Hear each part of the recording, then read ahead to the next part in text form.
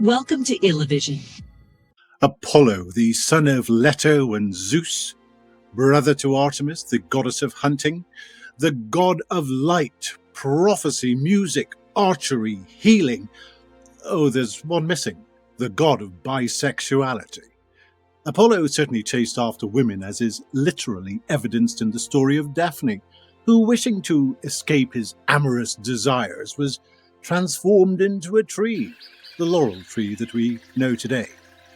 Apollo is depicted as a handsome, beardless youth with long hair. He was rather more successful with other women, though not always. The list of his affairs with women is quite extensive. He reportedly was sexually involved with all 9 of the muses. These are the daughters of Zeus and Mnemosyne, who inspire individuals in art, literature, and the sciences. The muses certainly inspired Apollo, who had at least 2 children with 2 of them. Apollo also had a child, Asclepius, the god of medicine, with a princess named Coronis, though that relationship didn't end at all well. I'll cover that in another episode.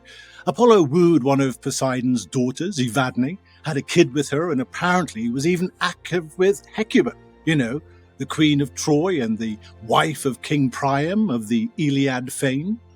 The list of his relationships with females is not endless, but lengthy. And he didn't only have a thing for female mortals. No, he was also into, literally, goddesses. We have heard of his involvement with the 9 muses, but it doesn't stop there.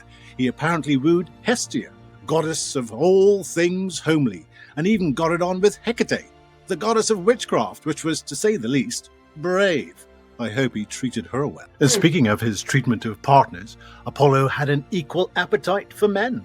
Whilst the list of his male lovers is not as extensive as the list of females, to me the portrayals of his involvement with men are much more emotionally fraught than his affairs with women.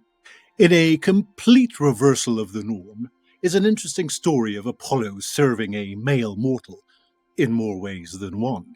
It was during Apollo's exile, his punishment imposed by Zeus for the killing of the Cyclopes, that he was to serve as simple herdsman to King Admetus's livestock. It seems that it wasn't all hard work. Callicomus says that Apollo was deeply in love with the king, and Ovid states that Apollo forsook his pride as a god to stay in service to the mortal Admetus.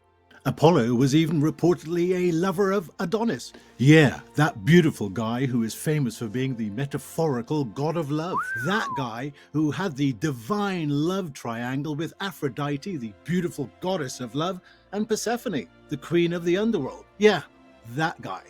Adonis was said to have acted as a man with Aphrodite and as a woman when with Apollo. Make of that what you will. But it is perhaps the following accounts of his male lovers that are the most heart-wrenching. Cyparissus was another male lover of Apollo, and described as a most handsome youth. They were both deeply in love with each other. One of the gifts that Apollo gave to Cyparissus was a tame deer as a companion, perhaps to keep Cyparissus company when he was off boffing his numerous other lovers.